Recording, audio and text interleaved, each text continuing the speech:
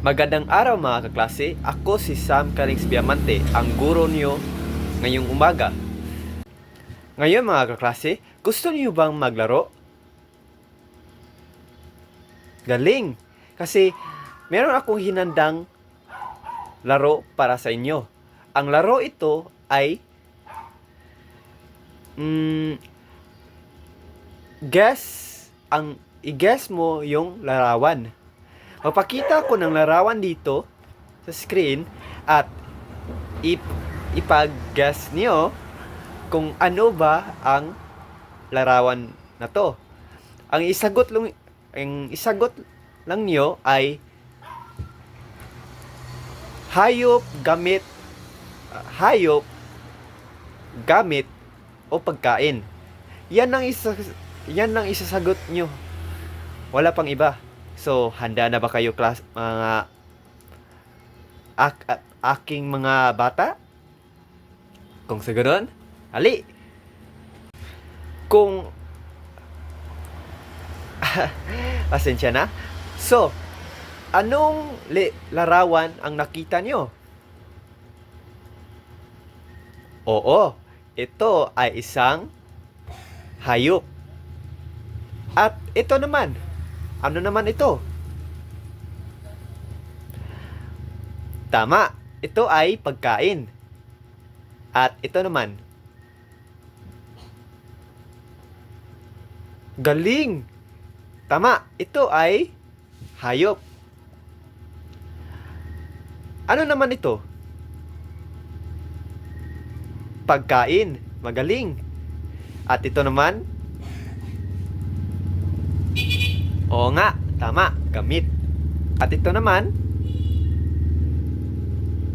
Ito ay pagkain. At isa itong itlog. At susunod naman? Ano naman ito? Tama, ito ay ginto at ang larawan nito ay gamit. At ito naman. Tama, ito ay mga salad.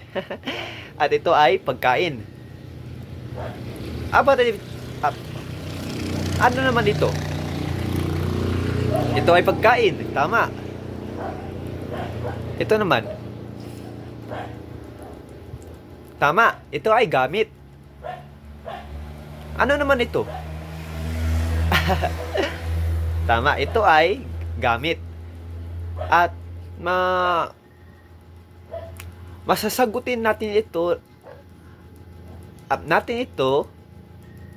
na gamit o pagkain kasi yung puno magsisilbing mag-produce ng mga pagkain. Tama? Sige. Ano naman ito? Tama, ito ay hayop. Ito naman. So, ano naman ito mga kaklase? Ay, mga bata. So, ano naman ito mga bata? Tama, ito ay pagkain. Ito naman. Tama, ito ay hayop. Ito, pagkain. Tama. Ito, magaling. Ito ay hayop. Ito naman. Magaling. Ito ay pagkain. Ito naman. Tama. Ito ay gamit. Ano naman ito? Tama ka. Pagkain. Ito naman. Tama. Ito ay hayop. Masipag pakpak sa inyo. Kung kayo ay nakasagot ng lahat ng pinakita kong larawan, ikaw ay magaling. Pakpakin ang iyong sarili na ganito. 1, 2, 3. 1, 2, 3. Very, very good. Hooray! So, mga klase, anong tinalakay natin anong kaninang hapon? Tama. Ang tinalakay natin kaninang hapon ay mga anyong tubig. Narito ang karagatan, dagat, ilog, luok, lawa, at bukal, at gulpo, at talon.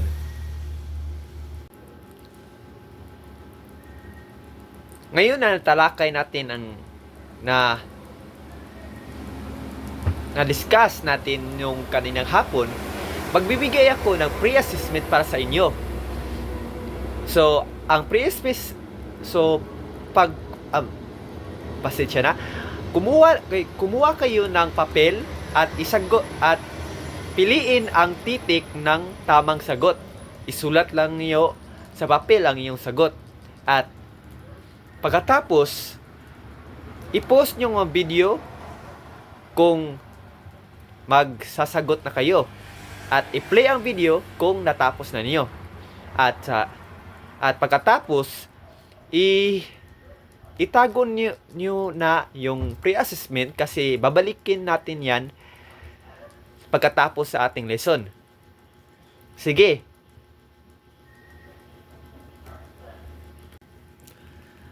So, natapos na?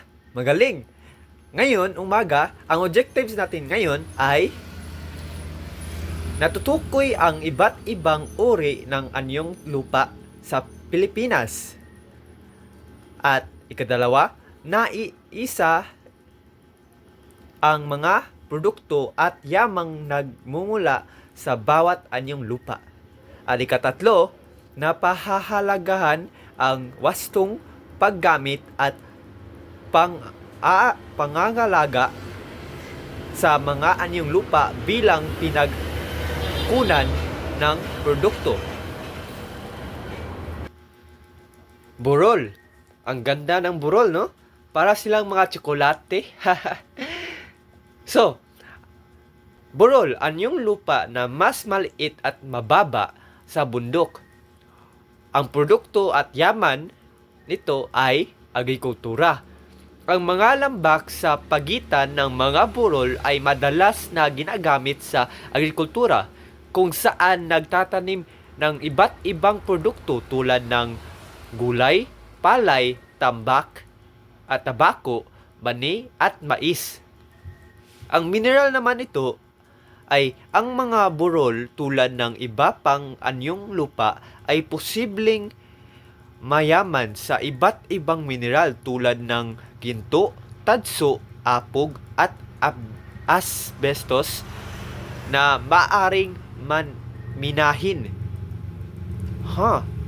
At sa turismo naman, ang mga kilalang burol tulad ng Chocolate Hills sa Bohol ay pangunahing atraksyong panturista na nag-aambag sa ekonomiya ng rehiyon.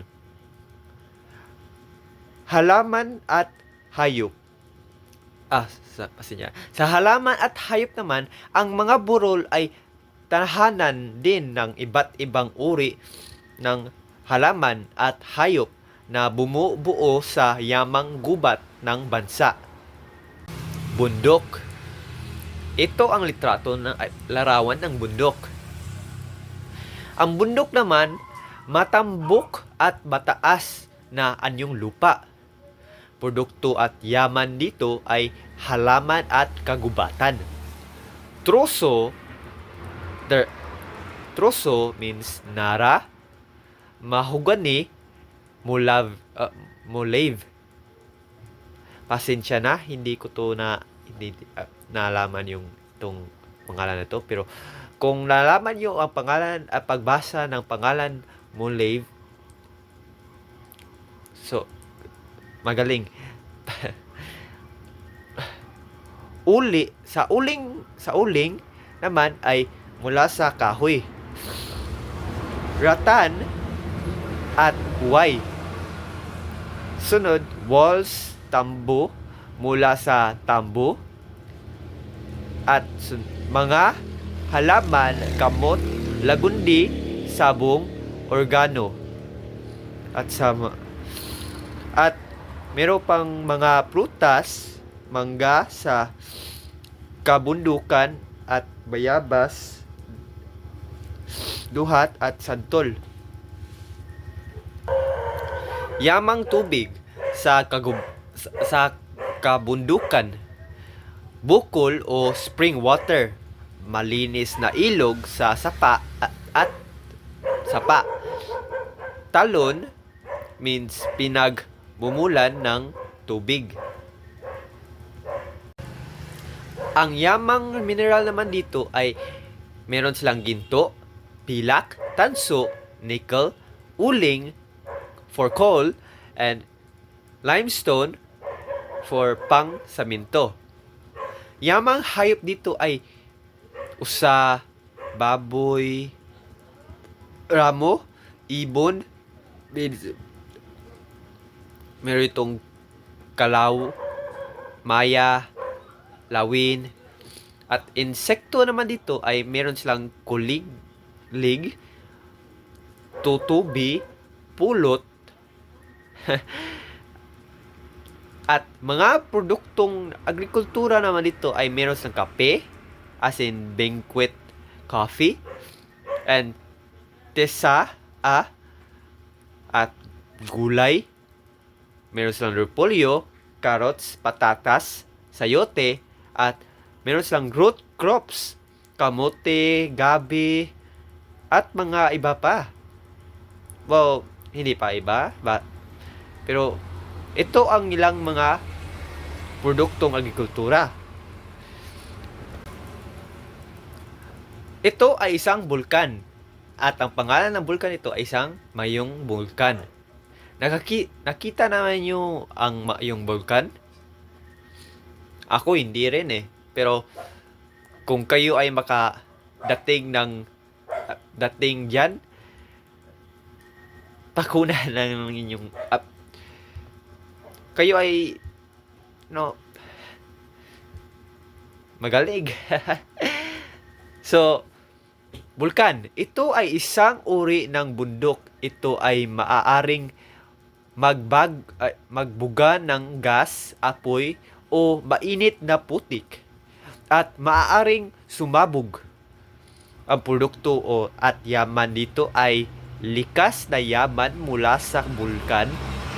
Ito ay ang mga likas na yaman na direktang galing sa bulkan, tulad ng mga kumukulong putik as lava at abo.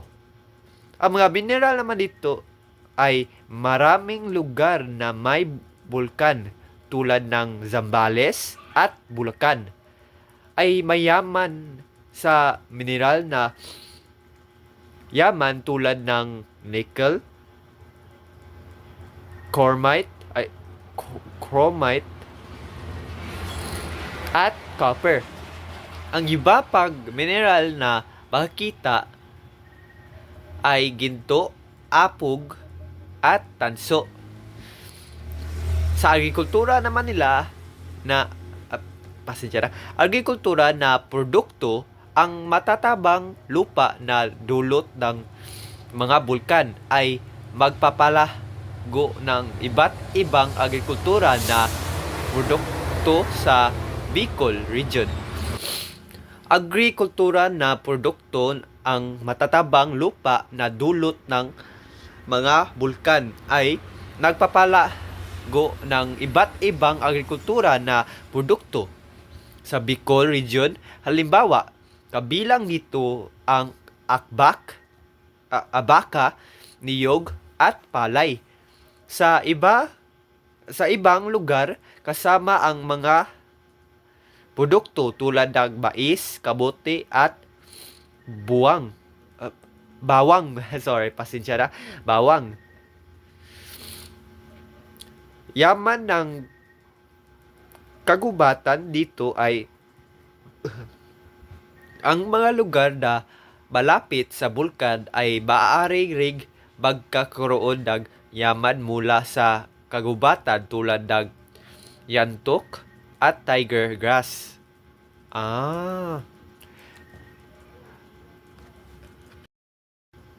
Kapatagan. Ito ang larawan ng kapatagan. Ang patag talaga, no? At ang daming mga mga gipang tatanim. So, kapatagan, anyong lupa na baba, malawak at patag na lupain na maaaring taniman. Produkto at yaman dito ay yamang lupa, produkto ng pagsasaka, palay, bigas, mais, tubo, kamote at iba pang gulay, prutas at iba pang pagkaing ugat, tabako, abaka, ramii, pinya, kapok, at bulak. Yamang tubig ito ay produkto ng pangingisda at aquacultural. Nandito ang isda, kabilang ang bagos, sugpo at tilapia. Yabag mineral. Nandito ang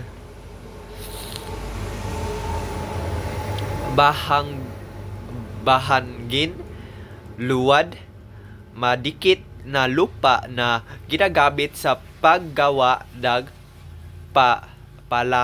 palayok. Yamang gubat dito laban ay kahoy, troso at tabla na ginagamit sa paggagawa ng muebles, rebulto at iba pa. Bulubundukin. Ito ang larawan ng bulubundukin.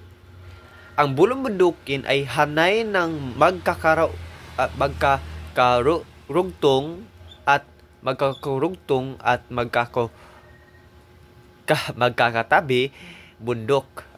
magkakatabing bundok. Produkto at yaman dito ay yamang mineral.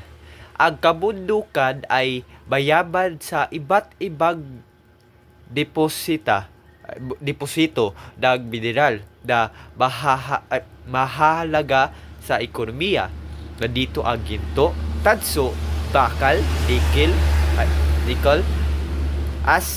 asbetos at apog. Yamang gubat at agrikultura naman dito ay dahil sa malamig na klima at matabang lupa sa ibang bahagi ng bulubundukin, gaya ng mga talampas. Mayaman din dito sa yamang gubat at angkop sa pagtatanim ng mga espesyal na pananim,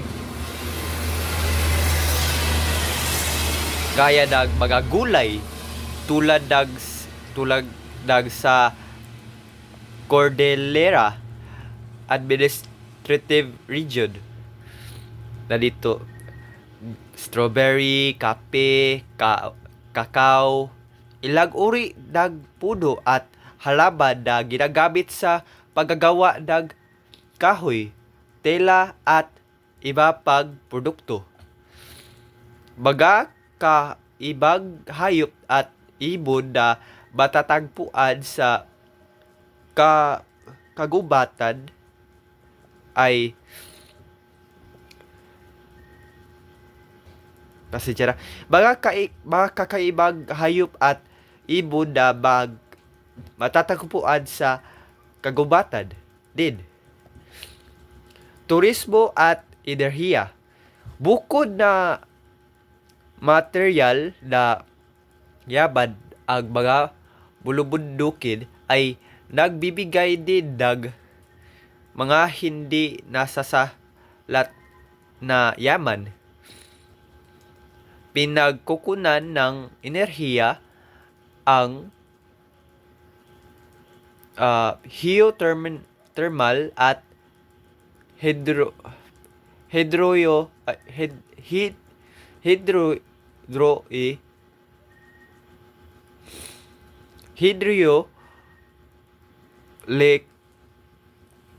hidroelektrikong enerhiya ay kadalasang nagmumulan sa mga bulkad at ilog na matatagpuan sa mabubundok na lugar. Tanawin at turismo.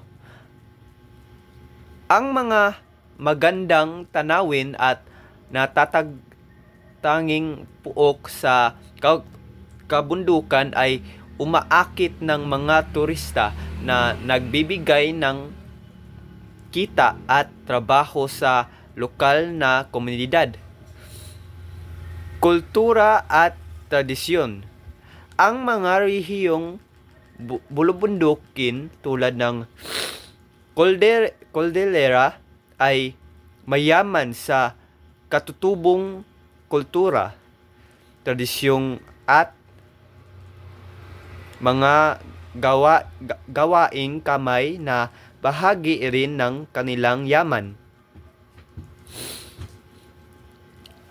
Ang talampas.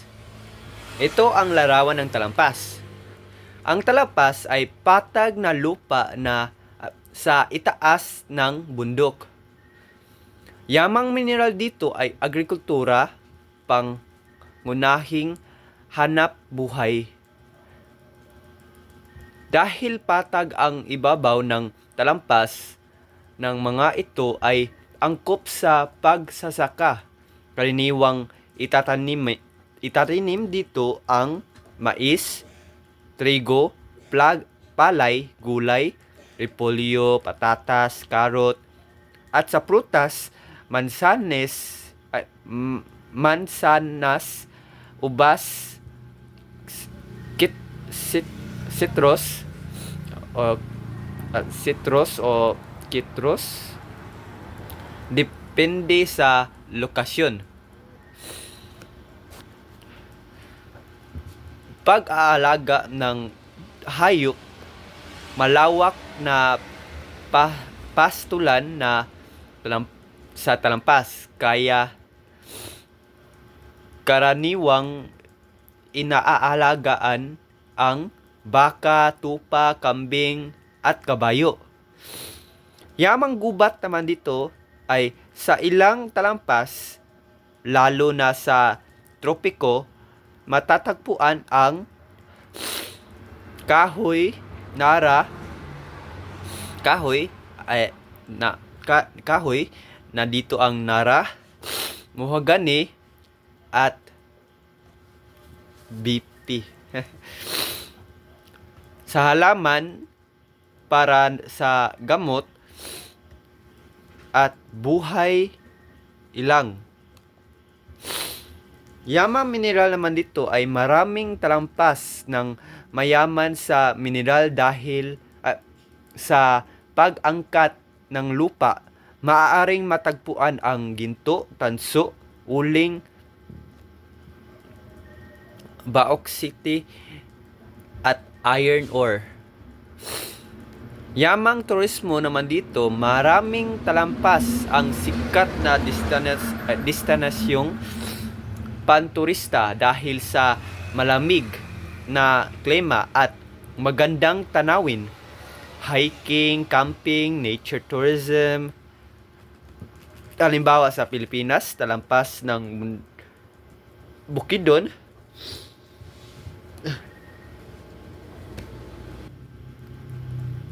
Halimbawa sa Pilipinas, talampas ng Bukidnon. Halimbawa sa Pilipinas, talampas ng Bukidnon. Produkto gaya ng mais, kape, kakao, gulay. Yaman naman dito ay malamig na klima, malawak na lupain para sa agrikultura. Talampas ng Bagulo or Cordillera, produkto, gulay, prutas, at bulaklak. yaman naman dito ay pine forest, tanawin, at turismo. Lambak. Ito ang larawan ng lambak. Ang lambak ay patag na lupa sa pagitan ng mga bundok. Agrikultura ay pinakamahalagang yaman. Dahil mataba ang lupa sa lambak,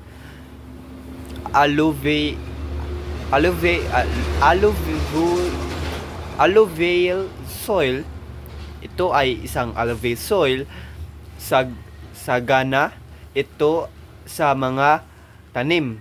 Karaniwang produkto dito ay palay, mais, gulay, kamatis, talong, ampalaya, okra. Sa prutas dito naman ay saging, mangga, papaya, at tubo at abaka.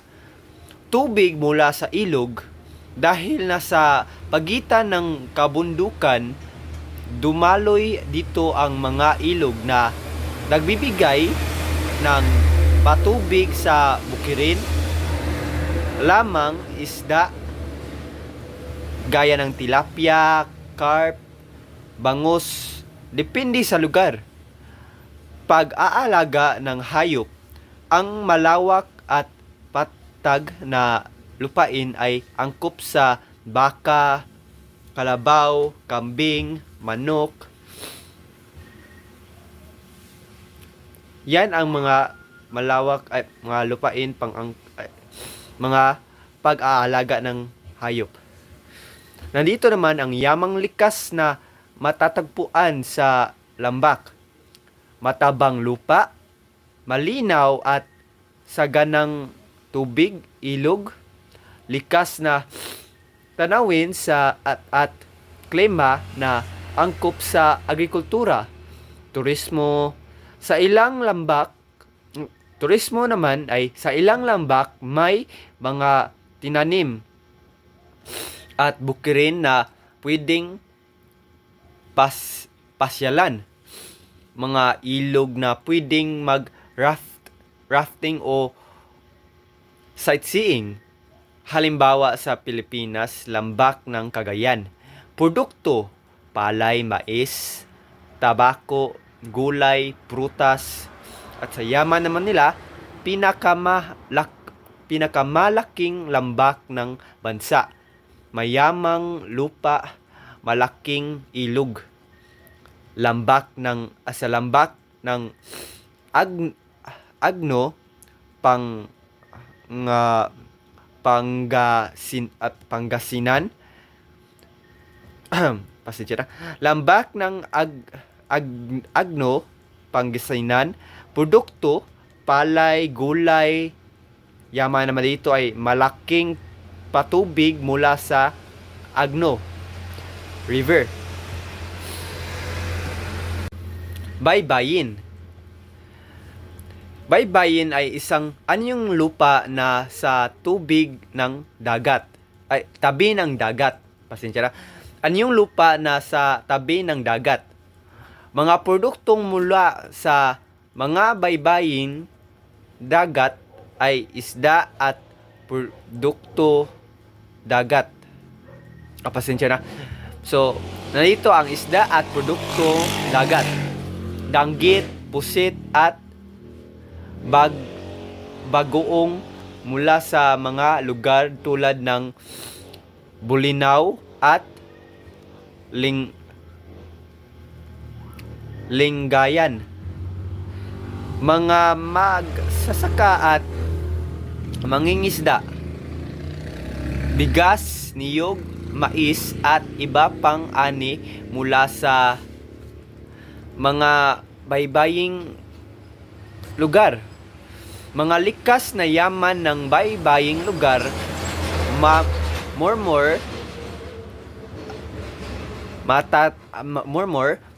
matatagpuan sa lawigan ng Romblon, Pilak at Tanso. Matatagpuan sa Marinduque, at tindalo, kamagong at iba pang puno. Matatagpuan sa mga kabundukan ng rehiyong ng Mimaropa. So, iba pang produkto, mga produktong gawa sa kawayan at buri. Walis tambo, gawa-gawang produkto tulad ng handcraft products mula sa manaog.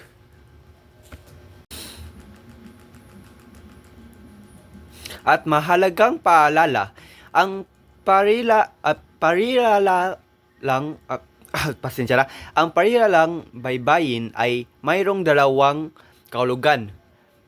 Ang sinuunang sistema ng pagsusulat at ang mga produkto likas na yaman mula sa mga baybaying dagat. So, may dalawa. May sinulat at may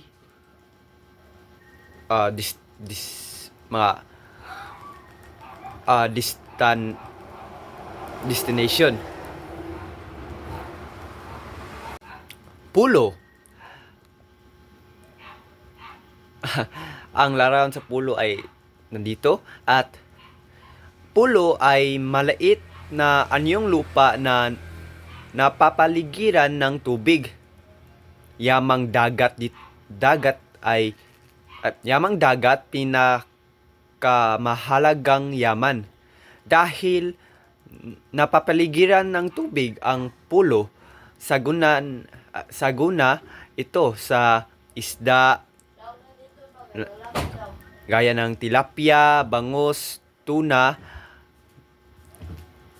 galunggong, hipon, alimasag at alimango, tahong at talaba. Tahong at talaba at lamang dagat gaya ng seaweeds at pusit. Sa agrikultura naman dito ay maraming pulo ang may matabang lupa, kaya tumutubo ang niyog, kopra, langis, buko, langis at buko Diyos. Nandito ang saging, abaka, mangga, gulay at ruot, corps, kamot, asin, kamote at gabi. Yamang mineral naman dito ay sa ilang pulo matatagpuan ang nickel, ginto, tanso at chromite. Chromite. At turismo naman dito ay maraming pulo ang tanyag dahil sa beaches,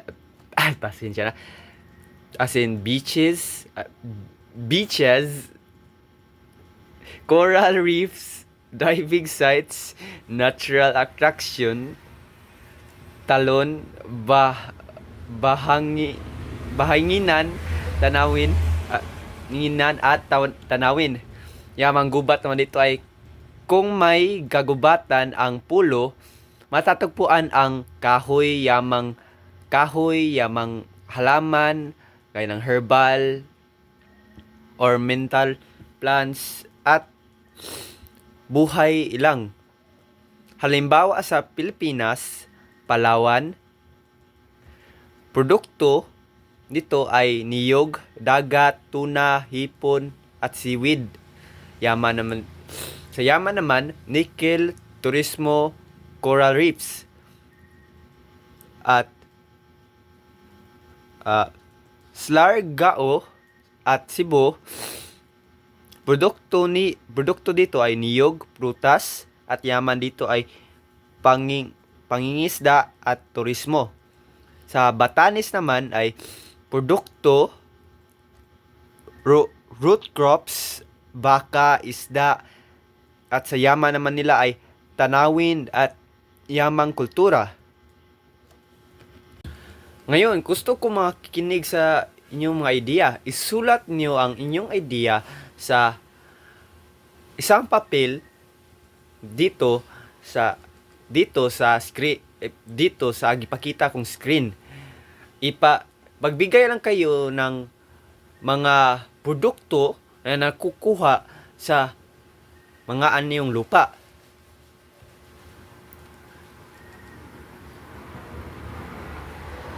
At pagkatapos yan, i-pass na nyo sa pagkikita natin. Ngayon, maggrupo ako ninyo, i-groupings ta mo ng 3 grupo.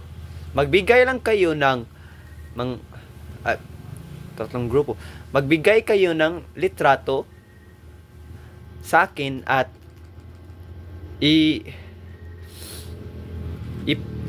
litrato sa akin na mayroong mga produkto na nabuo mga produkto nang galing sa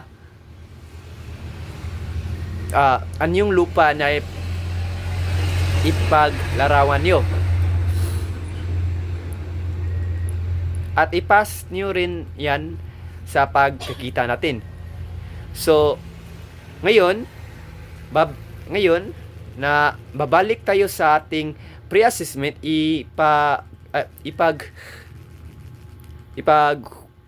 ipakita na niyo yan kasi mag-check na tayo. Ngayon, nagbabalik na tayo sa atong pre-assessment. So, kunan nyo inyong pre-assessment kasi mag-check na tayo. So, number 1. Anyong lupa ang pangunahing pinagkukunan ng palay, mais at iba pang pananim dahil sa malawak at patag nitong lupain? A. Bundok. B. Kapatagan. C. Talampas. D. Bulkan. Ang answer dito ay B. Kapatagan. Number 2. Ang mga ginto, tanso at pilak ay mga mineral na karaniwang nakukuha sa anyong lupa na may mataas na elevasyon at ginagawang minahan. Ano ito? A. Lambak. B. Pulo. C. Kabundukan. D. Desierto. Ang answer dito ay C. Kabundukan. Number 3. Ang mga gulay tulad ng repolyo at karot ay masagan ng itatanim sa matataas na at malamig na lugar tulad ng Benguet.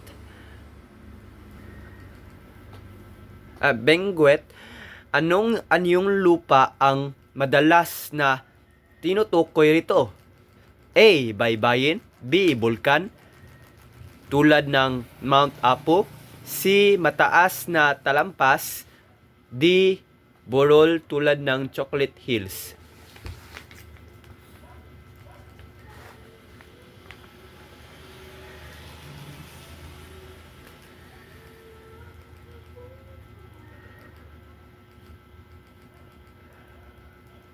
So, ang answer dito ay C.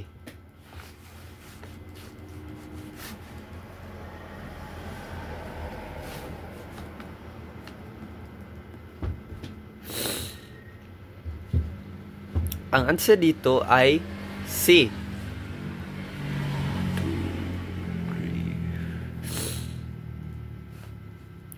Mataas na talampas. So, number 4.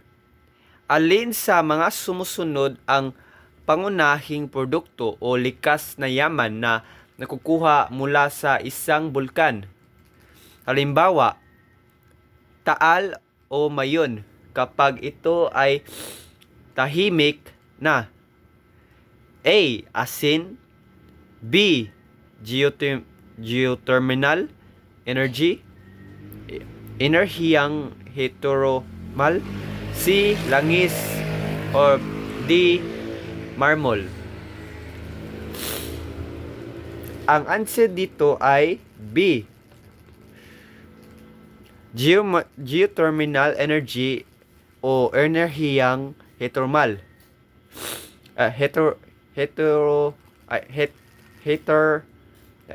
Geothermal. Pasensya na, geothermal. Now, number 5. Pasensya na.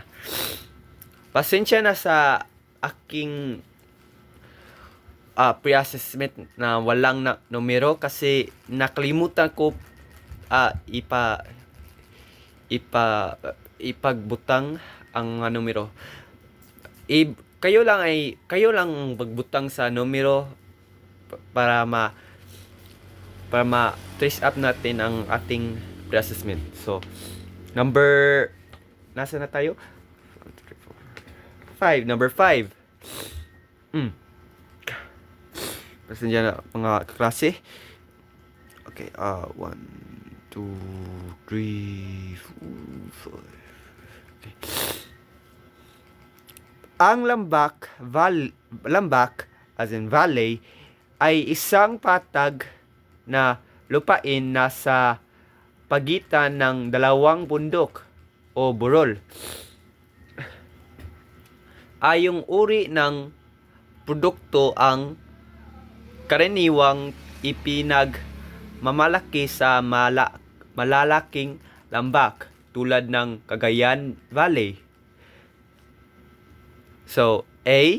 Mataas na uri ng kahoy as in timber. B. Tabako at tubo. C. Perlas. D.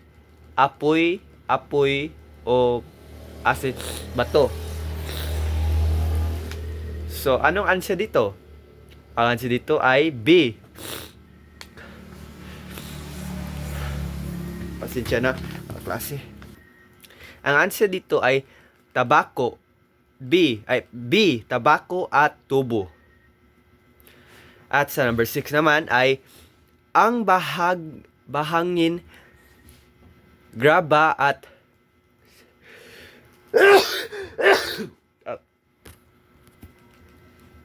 ang bahangin, graba at semento mula sa limestone ay mahahalagang materyales sa construction. Sa anong anyong lupa karaniwang hinuhukay o kinukuha ang mga batong ito? A. Karagatan. B. Kapatagan at kabundukan. C. Lawa. D. Gulpo. Ang answer dito ay B. Kapatagan at kabundukan. So, kung nakakuha kayo ng perfect puntos, magaling sa inyo. So, ibabalik natin ating objectives. Natutukoy ang iba't ibang uri ng anyong lupa sa Pilipinas? Kung sa inyo nakuha ni pasensya at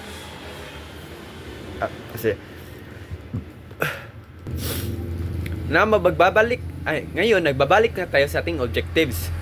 Natukoy ang iba't ibang uri ng anyong lupa sa Pilipinas. Okay? At naiisa ang mga produkto at yamang nagmumula sa bawat anyong lupa. At ikatatlo, napahahalagahan ang wastong paggagamit at pangangalaga sa mga anyong lupa bilang pinag-ukunan ng produkto. Ngayon na-achieve na natin ating objectives.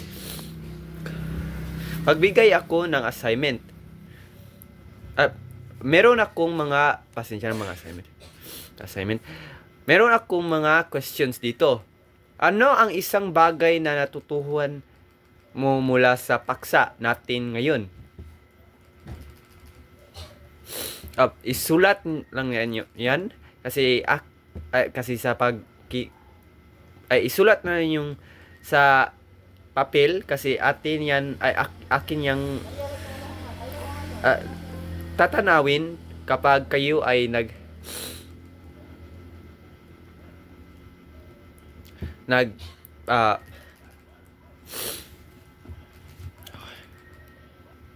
ngayon meron akong mga small questions dito. So, ano ang isang bagay na natutuhan mo mula sa paksa natin ngayon? At sa ikalawa, paano mo magagamit ang natutuhan natin sa aralin ngayon? At ikalawa, kailan mo maipapakita o mapapatupad ang araling ito sa inyong buhay? Isulat lang nyo sa papel kasi akin yung lalantawin at i-check kung kayo ba ay nagkikinig sa aking klase. So, ito ay yung takdang aralin. Ansiran nyo yan sa tatapusin nyo yan sa paghuli nating pagkikita. Ngayon, mananalangin tayo. Amen.